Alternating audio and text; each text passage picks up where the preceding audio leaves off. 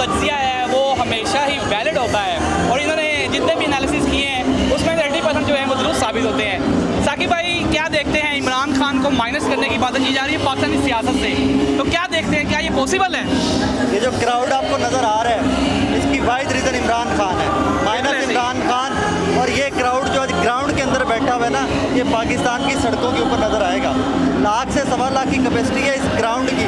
मैं चैलेंज करता हूँ नून लीग, पीपल्स पार्टी, बाकी 5-7 जमातें मिलके भी ये ग्राउंड नहीं भर सकती।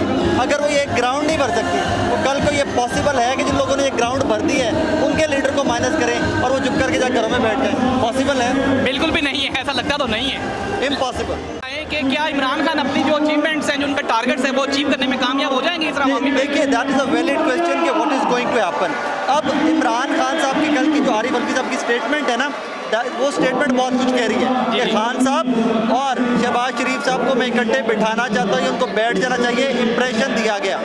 अब मज़े की बात ये है कि जब इस तरह की कोई भी भाई खबर आती है ना तो उससे पहले कार्रवाई हो गई होती है, खबर बाद में आती है। बिल्कुल तो मुमकिनात में से ये है कि दोनों तरफ की बैकडोर डिप्लोमेसी चल रही होगी, राब्ते होंगे दोनों सियासी जमातों के, और इवेंचुअली तज्जिया खबर नहीं, इवेंचुअली मुझे लगता है कि चीज़ें इलेक्शन की तरफ जाएंगी और अब वो टाइम आ गया है कि जो प्रेशर खान साहब ने बिल्ड करना था, खान साहब वो प्रेशर रिलीज करेंगे और नून लीग स्टेप फॉरवर्ड करेगी इकट्ठे बैठ के इलेक्शन की। बड़ी तकरीर से पहले या बाद में?